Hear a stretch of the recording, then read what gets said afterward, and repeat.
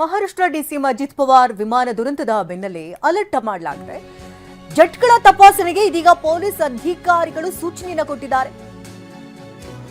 CM ಹಾಗೆ DCM ಸೇರಿದಂತೆ ಸಚಿವರುಗಳು ಬಳಸುವಂತಹ ಜೆಟ್ ಇದನ್ನು ಪರಿಶೀಲನೆ ಮಾಡುವಂತೆ ಸೂಚನೆಯನ್ನು ಕೊಡಲಾಗಿದೆ. ಸಿಎಂ ಡಿಸಿಎಂ ಸಚಿವರು ಬಳಸುವಂತಹ ಜೆಟ್ಗಳು ಯಾವ್ಯಾವು, ಈ ಹಿಂದೆ ಯಾವುದಾದ್ರೂ ಟೆಕ್ನಿಕಲ್ ತೊಂದರೆ ಏನಾದರೂ ಆಗಿದೆಯಾ, ಅಂತಹ ಜೆಟ್ಗಳ ಬಗ್ಗೆ ದೂರುಗಳಿದ್ರೆ ಮಾಹಿತಿಯನ್ನ ತೆಗೆದುಕೊಳ್ಳಿ.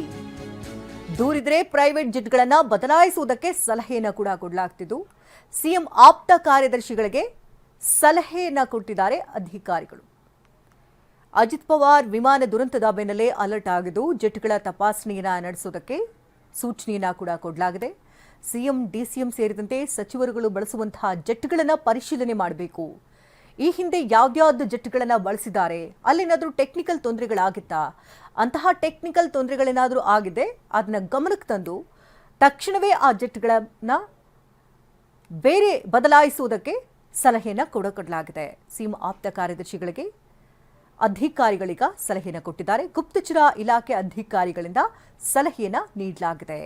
ಈ ರೀತಿಯ ಪ್ರಕರಣಗಳು ಮತ್ತೊಮ್ಮೆ ಮರುಕಳಿಸಬಾರದು ಅನ್ನುವಂತಹ ನಿಟ್ಟಿನಲ್ಲಿ ಕಟ್ಟೆಚ್ಚರವನ್ನು ವಹಿಸಲಾಗ್ತಾ ಇದೆ. ಈ ಬಗ್ಗೆ ಇನ್ನಷ್ಟು ಡೀಟೇಲ್ಸ್ ಅನ್ನು ಕೊಡ್ತಾರೆ ನೇರ ಸಂಪರ್ಕದಲ್ಲಿ ನಮ್ಮ ಪ್ರತಿನಿಧಿ ಶಿವಪ್ರಸಾದ್. ಇದೀಗ ಈ ಹಿಂದೆ ಡಿಸಿಎಂ ಹಾಗೆ ಸಿಎಂ ಬಳಸ್ತಿದ್ದಂತಹ ಅಥವಾ ಆಪ್ತೇಶರು ಬಳಸ್ತಾ ಇದ್ದಂತಹ ಜೆಟ್ಗಳ ಬಗ್ಗೆ ಪರಿಶೀಲನೆಯನ್ನು ನಡೆಸಿ ಅನ್ನೋದ್ರ ಬಗ್ಗೆ ಗುಪ್ತಚರ ಇಲಾಖೆ ಮಾಹಿತಿಯನ್ನು ಕೊಟ್ಟಿದೆ. ಅಂದ್ರೆ ಯಾಕೆ ಸಡನ್ ಆಗಿ ಈ ರೀತಿ ನಿರ್ಧಾರಗಳನ್ನ ತೆಗೆದುಕೊಂಡಿರೋದು, ಈ ರೀತಿ ಸೂಚನೆ ಕೊಟ್ಟಿದ್ಯಾಕೆ?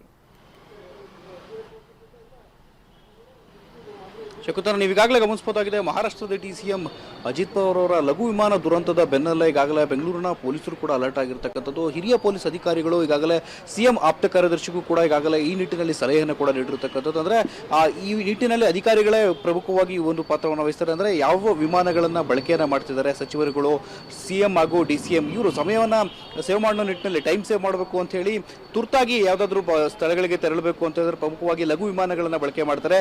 ಈ ನಿಟ್ಟಿನಲ್ಲಿ ಲಘು ವಿಮಾನಗಳ ಬಗ್ಗೆ ಸಾಕಷ್ಟು ಮುಂಜಾಗ್ರತಾ ಕ್ರಮವನ್ನು ವಹಿಸುತ್ತೆ ಈಗಾಗಲೇ ಸೂಚನೆಯನ್ನು ನೀಡಿರ್ತಕ್ಕಂಥದ್ದು.